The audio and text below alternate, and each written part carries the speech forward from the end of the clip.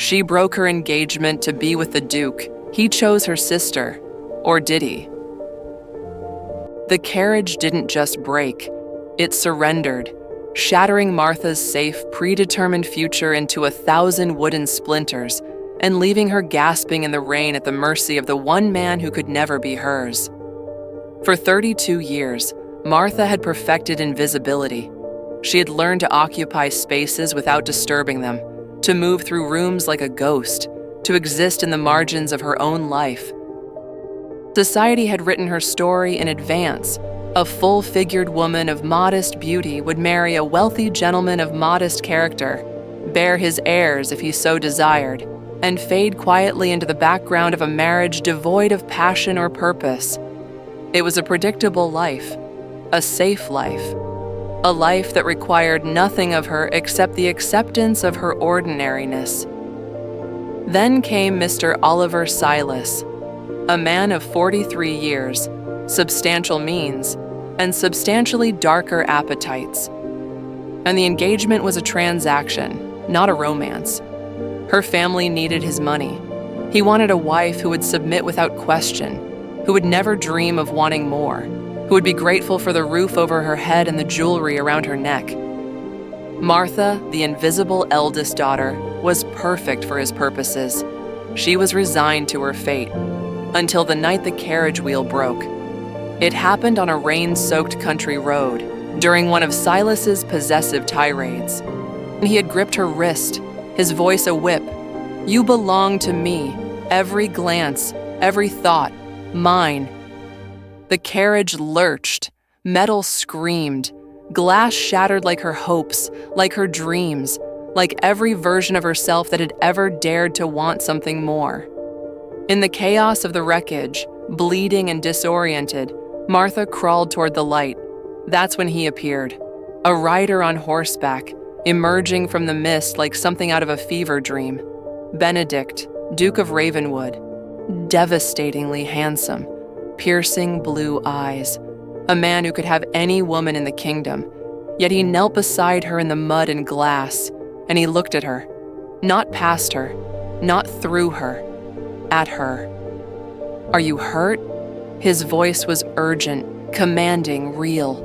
His hand was warm as he helped her to her feet. And when their eyes met across the wreckage, something shifted in the universe. A spark, electricity. The first moment in her entire life when Martha felt truly, completely seen. He carried her to his horse. She sat behind him, her arms around his waist, feeling his heartbeat, feeling alive for the first time. In that moment, soaked and bleeding and utterly broken, Martha understood something terrifying and wonderful.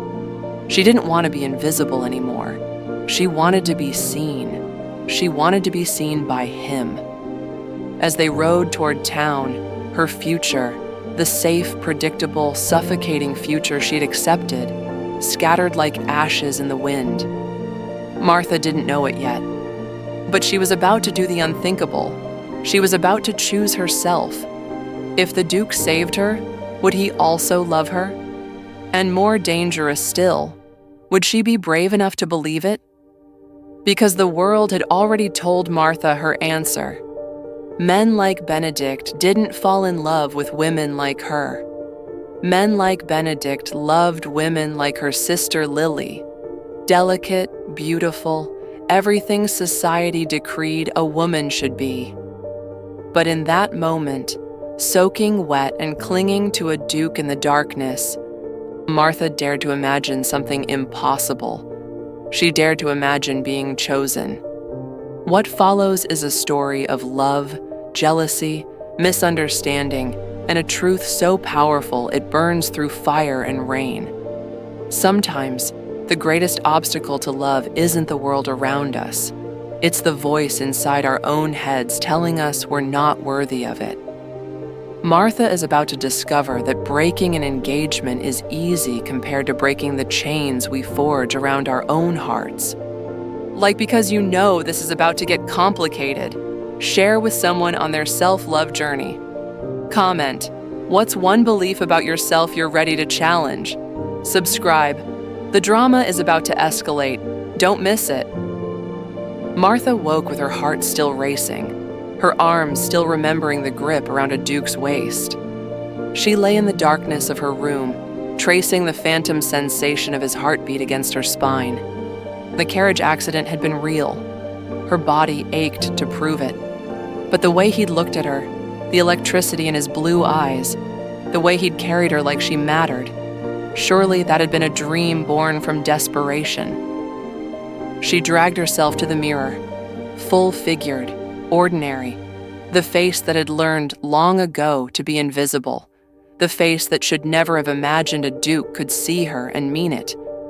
But he had looked at her, and he hadn't looked away.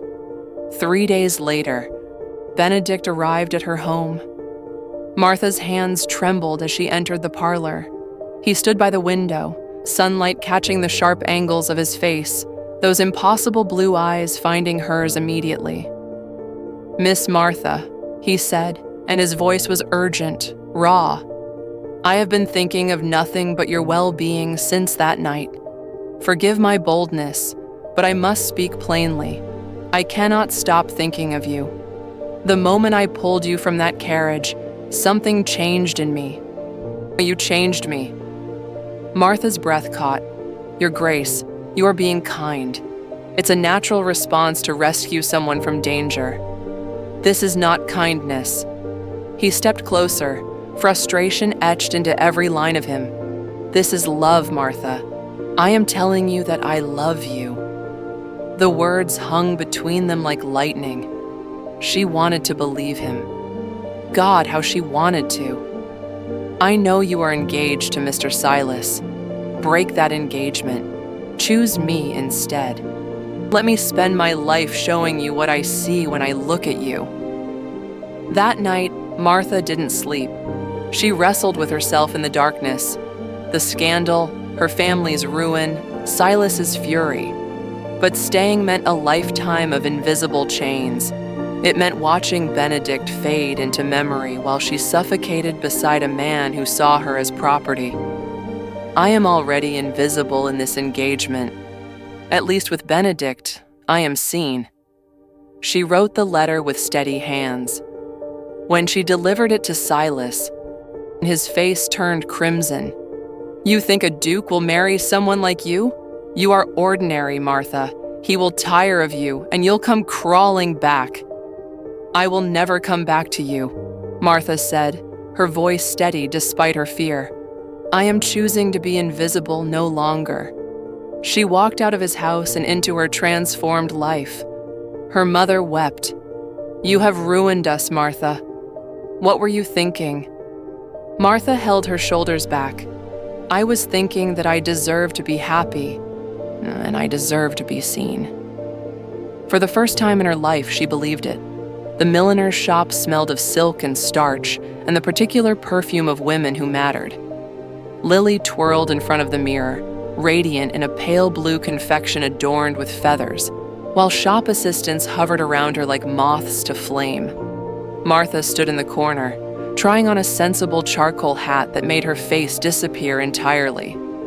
"You look absolutely lovely, Miss Lily," one assistant gushed, barely glancing at Martha's direction. Then a hat fell Lily's hat, tumbling to the floor in a flutter of fabric and ribbon. Before anyone could move, Benedict entered the shop. He knelt immediately, sweeping the hat from the floor with practiced grace. But as he rose, his eyes found Martha across the shop. For one breath, one eternal moment, his gaze held hers with such intensity it stopped her heart. Then he turned to Lily with a polite smile and handed her the hat. "Thank you, Your Grace," Lily said, blushing. "How kind." "It was nothing," Benedict replied, but Martha heard the distance in his voice. She'd seen what she expected to see. He'd knelt for her sister. He'd chosen her sister. The echo of her own unworthiness confirmed. Days later on the promenade, Benedict appeared beside her and Lily. He greeted them both, but his attention never wavered from Martha. He asked about her thoughts, her feelings, her interests. He listened as if her words were the only ones that mattered. Lily, unaccustomed to invisibility, excused herself to examine shop windows. "I have been thinking of you constantly," Benedict said, his voice low and urgent. "Why do you seem determined to avoid me?" Martha pulled back, her fear speaking louder than her hope. "I saw the way you looked at my sister in the milliner's. You knelt for her." "I knelt for a bonnet," he said, frustration breaking through. "But my eyes were on you the entire time. I cannot believe that someone like you could genuinely love someone like me," Martha whispered, and turned away before he could respond. At the garden party that afternoon, both sisters fell during lawn games. Young gentlemen immediately swarmed Lily. Martha sat alone, dusting grass from her dress. Then Benedict arrived on horseback. He dismounted and approached not Lily, but Martha. He knelt beside her, his eyes searching hers. "Are you hurt? I saw you fall." "I'm fine," Martha said, but her voice shook. He examined her hand gently. "You're bleeding. This requires tending." "Your Grace," Lily called sweetly from across the lawn. "How wonderful that you attended to everyone." "I attended to the person who needed attending to," Benedict said, never looking away from Martha. But Martha didn't believe him. She couldn't. It was easier to doubt than to hope. That evening, a new gentleman caller, Mr. Silas, arrived at her home. He was charming, attentive, uncomplicated. "I see someone remarkable," he said warmly. "While others overlook you, I see your worth." Martha accepted his company with gratitude. At least with him, she didn't have to believe in the impossible. The ballroom glittered like a jewel box, and Martha arrived as the centerpiece of scandal. Whispers followed her through the crowd. The woman who broke an engagement, the woman who'd thrown away security for a duke who, everyone agreed, he was far too grand for her. She felt stripped bare, exposed, utterly ashamed. Lily swept in radiant and oblivious, her pale beauty drawing every eye except the ones that mattered. When Mr. Silas asked Martha to dance, she accepted with gratitude. Dancing with him required nothing, no belief, no hope, no terrifying vulnerability. He simply held her hand and moved with her through the steps. Then she saw him. Benedict was dancing with Lily. They moved together like a portrait in motion. Lily laughed at something he said, and Benedict smiled, a real, genuine smile that cracked Martha's heart into fragments. There it is, she thought, the words a death knell in her chest.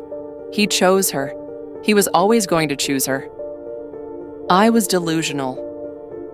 But then Benedict's gaze shifted.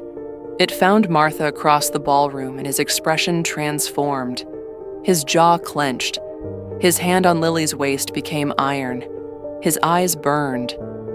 "Your Grace?" Lily's voice wavered with confusion. Is something wrong?" "No," he said, but his voice was sharp as broken glass. "Nothing at all." His eyes never left Martha and Mr. Silas. He watched as Silas leaned in to whisper. He watched as Martha laughed, a desperate, brittle sound meant to convince herself she was happy. Benedict's hand tightened on Lily's waist until she gasped. The dance ended. Martha fled to the garden, her heart shattered into pieces she couldn't reassemble. She sat on a marble bench, tears streaming, and absolutely certain she'd made the worst mistake of her life. She'd broken her engagement for a fantasy, a man who'd never wanted her at all. Mr. Silas found her in the darkness.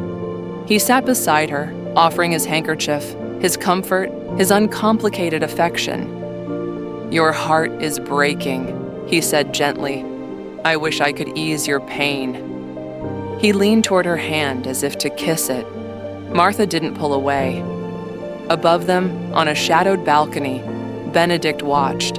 He saw Silas lean in. He saw Martha not resist. His face went white. then crimson with rage. For a moment, he looked as if he might descend and tear Silas away from her with his bare hands. Instead, he turned and disappeared into darkness. Martha sat alone on the bench, making her final decision.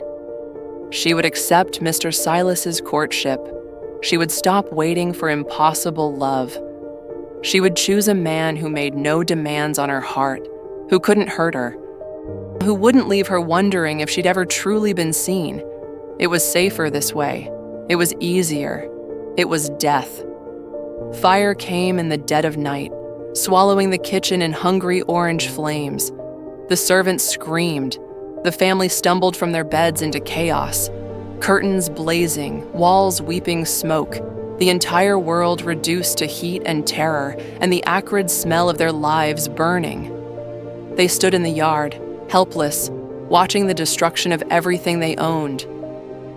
Then Benedict appeared on horseback, silhouetted against the flames like something summoned from hell itself. He didn't hesitate. He didn't calculate. He dismounted and threw himself into the inferno alongside the servants, passing buckets with bleeding hands, charging into smoke to pull people to safety, his fine clothes charring black, his face masked in ash. He moved like a man possessed, like a man walking through fire because the alternative was unbearable. And when the flames were finally contained, Martha stood alone in the devastation, her home a hollowed skeleton against the night sky, her entire world gone. Benedict collapsed beside her on the damp earth, gasping, covered in soot and blood and ash.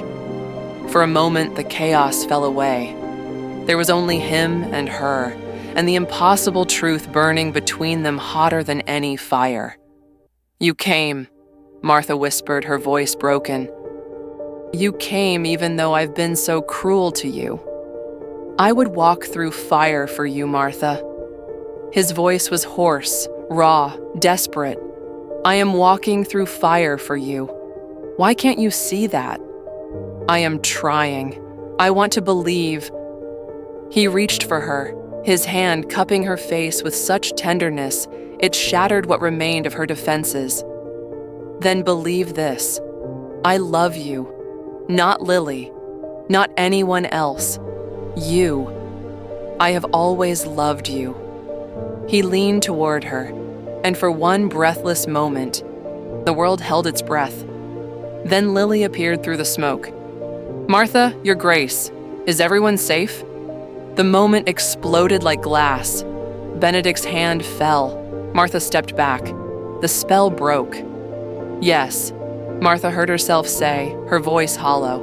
"We're safe." But she wasn't. She watched as Benedict immediately turned to ensure Lily was unharmed, and in that small gesture, Martha saw the final proof of what she'd always known. He couldn't fully choose her, not while Lily existed, not while his attention would always, inevitably, be divided. He tried to choose me, Martha thought, the realization a knife between her ribs. And even in that perfect moment, he couldn't stay with me. He went to her. She had been right all along, about everything. That night, as her family wept over the ruins of their home, Martha made a decision. She would run, not to be rescued, not to test his love. She would disappear because she finally, definitively understood. Hope was a luxury she couldn't afford. Some loves were meant to be mourned, not lived. Martha wrote her goodbye in the dark, her hands trembling so badly the words blurred across the page. "I have caused enough scandal and pain. I am leaving to relieve you of my burden. Forgive me for being foolish enough to think I could be loved." She packed nothing but essentials and ran into the night, the rain swallowing her whole. The storm raged like something alive, the sky splitting open to pour its fury upon the earth. Martha ran through mud and darkness, her clothes plastered to her skin, her hair streaming behind her like the banner of a defeated soldier. When she could run no further, she found shelter in an abandoned stone structure, a crumbling medieval garden house that smelled of moss and centuries. She collapsed inside and wept until her body had nothing left to give. "I broke my engagement for a fantasy," she gasped to the empty darkness. "I thought I could be loved, but I am right, I am invisible, even to a duke, especially to a duke." The rain answered with violence. When her family discovered her missing, the storm had become apocalyptic. Benedict arrived asking for her, and something primal shifted in him. His face went white, then dark, then transformed by absolute determination. "I will find her," he said. His voice left no room for doubt. "I know where she is." He rode through the tempest like a man possessed, checking every place he'd watched her sit alone and think, every sanctuary where a breaking heart might hide. Hours dissolved into the rain. The world became only wind and darkness, and the desperate need to find her before it was too late. Finally, he found the garden house. He heard her sobbing and burst through the door, breathless, frantic, breaking apart. Martha huddled on the stone floor, soaked and shattered. Without words, he wrapped his jacket around her and knelt before her. Not a duke, but a man undone. "Forgive me," he said, his voice raw as exposed nerves. "Forgive me for being too passive, too afraid to fight for you." "You chose her," Martha whispered, "at the fire when Lily appeared." "I ensured she was safe because I love you," he said, gripping her shoulders. "I have never chosen her. I chose you the moment I pulled you from that carriage." The confession poured from him like the rain outside. Every jealousy, every moment of desperate longing, every time he'd tried to reach her and watched her retreat into her own unworthiness. "I love you, Martha. Your intelligence, your kindness, your realness. You." Martha looked at him through tears that wouldn't stop. "I broke my engagement for a fantasy." "No," he said, framing her face. "You broke it for love, for truth, for yourself." In the garden house, while the storm raged, Martha finally stopped running. She reached for him and whispered the only truth that mattered. "Yes, I believe you. I choose you. I choose myself." They kissed like drowning people finding air, like exiles finally returning home, like two souls who had finally, impossibly, learned to see each other clearly. They walked into town soaking wet, mud-streaked, Martha wrapped in Benedict's rain-soaked jacket, his arm an iron band around her waist. The scandal ignited before they reached the first shop. A woman who broke one engagement, now publicly claimed by a duke. Society gasped.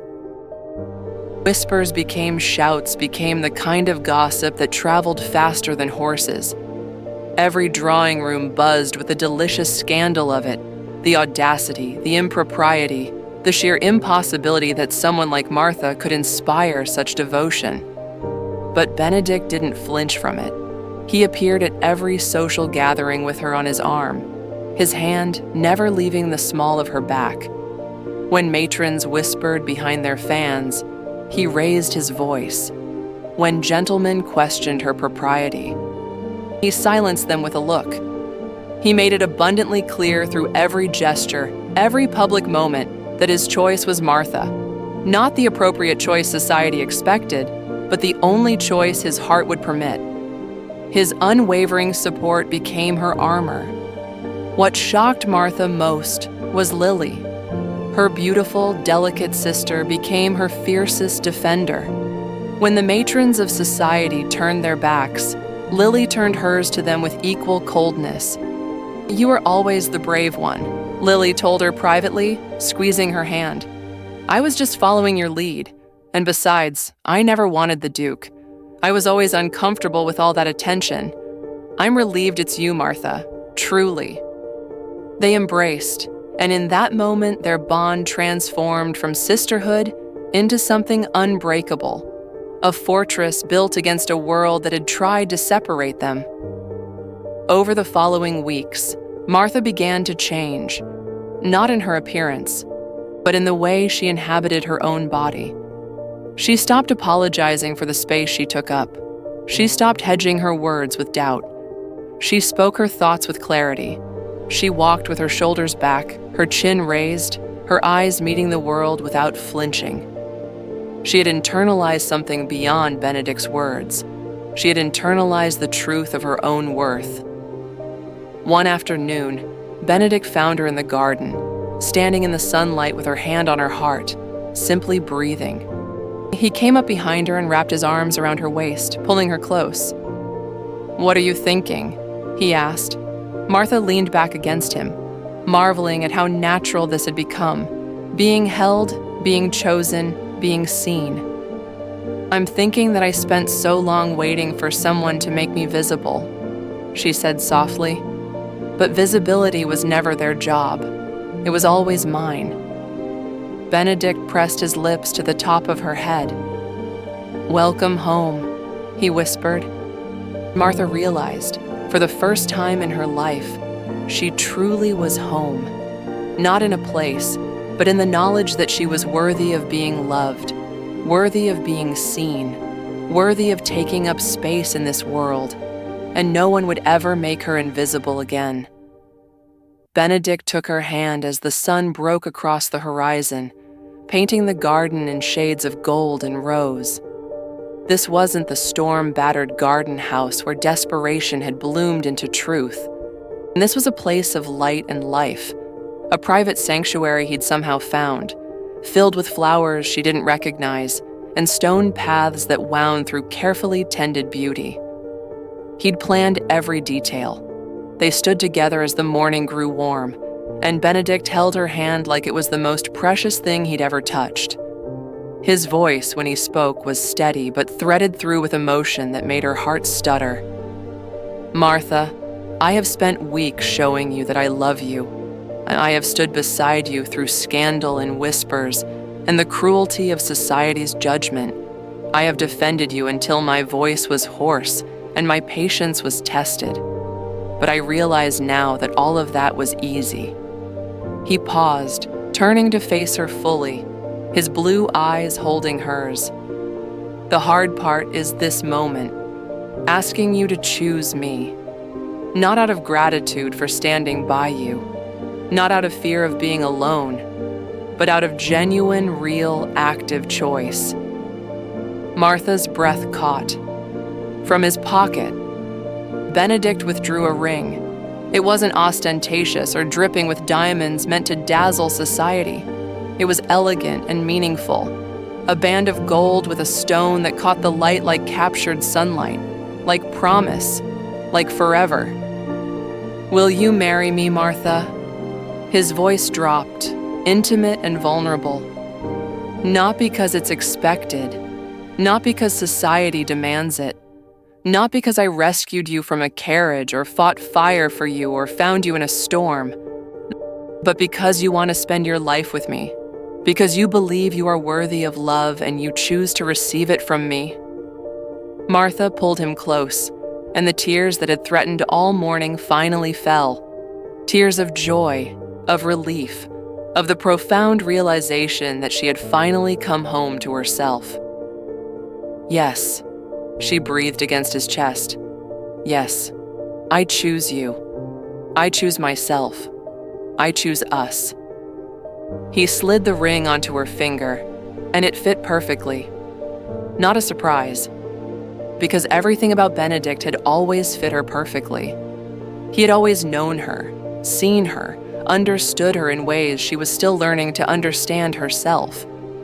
They stood together in the morning light, and Martha held her hand up to watch the ring catch the sun, sending small rainbows dancing across her skin. "I'm still me," she said quietly, needing him to understand. "I'm still full-figured. I still have doubts sometimes. My insecurity doesn't disappear just because you love me." Benedict took her face in his hands, forcing her to meet his eyes. "I know. That's who I'm marrying. Not a fantasy version of you that society deems acceptable. Not some ethereal dream of beauty. You. Real, flawed, brave, beautiful you. The woman who broke her engagement for a chance at happiness. The woman who ran from me because she didn't believe in herself. The woman who finally learned to fight for her own worth. He kissed her then, soft and sure, and Martha understood that love wasn't about becoming someone different. It was about being fully, authentically yourself, with someone who cherished every imperfect part. When the engagement was announced to society, the reactions ranged from shock to scandal to grudging acceptance. Some matrons still whispered their disapproval behind their fans. Some gentlemen still questioned what the Duke saw in her. But Benedict and Martha simply didn't listen. They moved through the drawing rooms and the gardens and the streets with quiet certainty. Benedict's hand never left her back. Martha's chin never lowered. And slowly, inevitably, society began to shift. The clarity of their devotion became undeniable. The authenticity of their bond became impossible to dismiss. Some still judged. That was inevitable. Judgment was the currency of those who couldn't afford joy. But Martha had learned something that no amount of scandal could take from her. She was worthy. Not because the Duke loved her, but because she had finally chosen to love herself. And from that love, everything else followed. Lily's fingers moved with infinite care as she buttoned the back of Martha's gown. The dress was a revelation, not the ethereal confection designed to minimize, but a stunning creation that celebrated every curve of Martha's body. Silk clung to her sides, accentuating her figure. The neckline was modest but flattering. The back opened to reveal skin, confident and unashamed. Martha looked in the mirror and saw, for the first time, not a woman trying to disappear, but a woman radiant in her own skin. "You look absolutely radiant, sister," Lily said, meeting her eyes in the reflection. Martha turned and took her sister's hands, pulling her close. "Thank you for standing by me. Thank you for always being my champion." Lily's eyes filled with tears. "You were always the brave one. I was just along for the journey." They embraced, and in that moment, Martha understood that she'd gained far more than a duke. She'd found her sister all over again. The church was full, every pew occupied, every eye turned toward the aisle as Martha began her walk. Her father's arm trembled beneath hers, and she squeezed it gently, drawing strength to give him strength. She expected to feel exposed, judged, scrutinized. Instead, she felt seen. At the altar, Benedict waited, and when his eyes found hers, the entire world compressed into the space between them. His gaze held such overwhelming emotion, love, admiration, respect, pride in her courage, that Martha's breath caught. He mouthed, "You're beautiful." And for the first time in her life, Martha believed it. Not because of her appearance, but because someone she loved and respected saw her that way. And more importantly, because she had learned to see herself that way too. The vicar spoke the traditional words, but when it came time for their own vows, Martha and Benedict stepped forward with their hearts laid bare. Benedict's voice was steady but threaded with emotion that made the entire congregation lean forward. "I promise to spend every day showing you what I see when I look at you. Not just your beauty, though you are beautiful to me, but your strength, your kindness, your courage, your worth. I promise to make sure you are never invisible again. And more than that, I promise to remind you every single day that you were never invisible. You just needed to learn to see yourself." Martha's voice shook, but it was strong and clear, a woman speaking her truth without apology. "I promise to believe you when you say you love me, to trust in your love even when my doubts try to convince me otherwise. I promise to see myself the way you see me. And I promise to love myself the way you've taught me to, completely, without apology, without shame. I choose you, Benedict, and I choose me." They exchanged rings. They kissed. The church erupted in applause, genuine, warm, the sound of people witnessing something true and good and worth celebrating. At the reception, Martha danced with her father, then with Benedict. The whole room watched. A full-figured woman in a magnificent gown and an elegant duke, moving together with grace and authenticity. No one was judging anymore. They were simply moved by the undeniable truth of love between two people who had chosen each other completely. Later, they slipped away to a balcony overlooking moonlit gardens. Martha leaned against the stone railing, breathing in the night air, feeling the warmth of Benedict's presence beside her. "Do you know what I realize now?" she asked. "What?" "I spent so much time waiting to be rescued, but I didn't need to be rescued. I needed to believe in myself." Benedict wrapped his arms around her from behind, pulling her close. "I needed to find someone brave enough to believe in themselves, despite the world telling them they shouldn't." Martha turned to face him, her wedding ring catching the moonlight. "We found each other." "We did," Benedict said, pressing his forehead to hers. "And I will never take that for granted." In the darkness, under the stars, Martha finally understood what she'd been searching for her entire life. Not rescue, not validation from others, not the external proof that she mattered. She'd been searching for herself, and she'd finally come home. 1 year later, the ballroom was filled with the most influential women in the region, gathered not for idle gossip or display, but for purpose. Martha stood at the center of a rapt audience, her voice steady and her conviction absolute. She wore a dress that celebrated every line of her body, deep emerald that caught the light like water, fabric that moved with her, that honored her rather than apologized for her. She was speaking about the rights of women society deemed unworthy, about the invisible chains that bound women to marriages they didn't want, to silence they didn't choose, to the persistent message that their worth was determined by their appearance or their obedience. "We must stop asking women to disappear," Martha said, her voice ringing through the room. "We must stop rewarding them for taking up less space, wanting less, saying less. We must teach them, from the moment they can understand language, that their existence is not a burden. Their voice matters. Their body is theirs to inhabit with pride."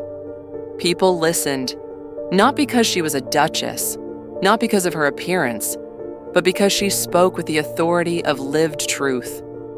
She'd walked through the fire of invisibility and emerged radiant on the other side. Across the room, Benedict watched her with undisguised pride and love. His gaze was steady, unwavering, the look of a man who had spent a year watching the woman he loved finally become the woman she'd always been beneath the doubt.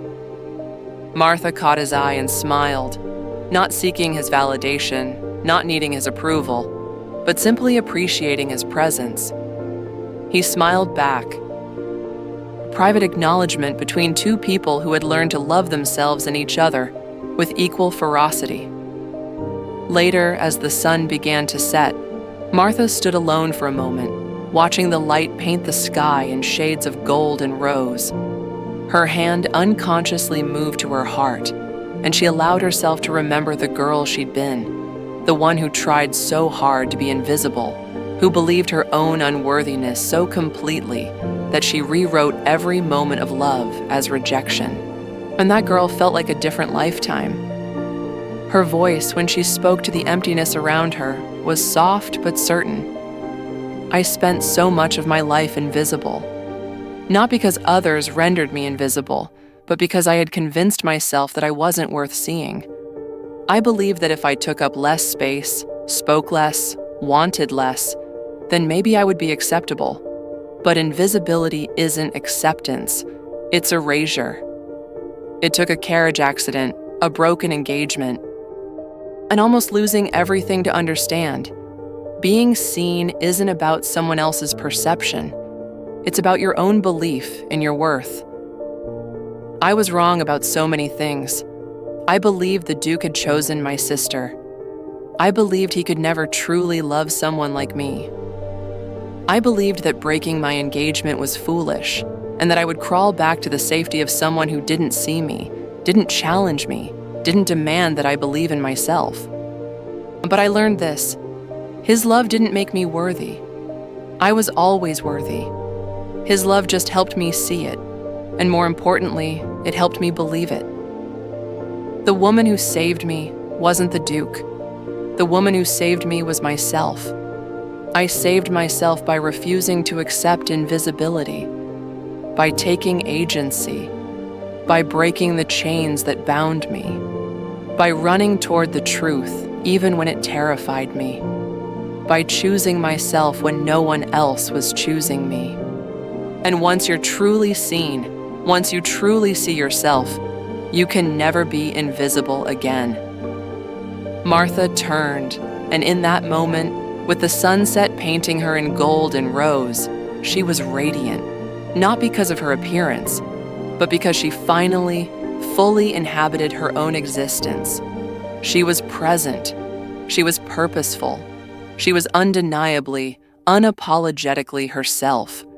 She looked directly at the world around her, at the women listening, at the man who loved her, at the life she'd fought so hard to claim, and smiled.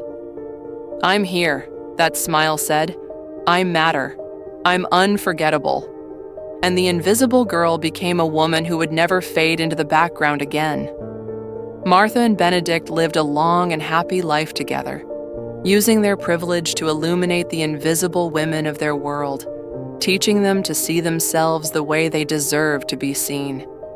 Lily became known as a fierce advocate for her sister and for all women society deemed unworthy.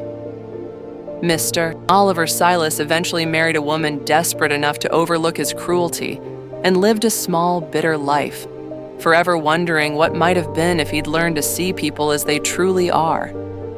And Martha, the invisible girl who learned to be seen, became unforgettable. Like, if this story moved you, share with someone who needs to see themselves. Comment, what's your first step to being seen? Did Martha's story hit you? Then you need to hear the next story. Subscribe to make sure you don't miss it.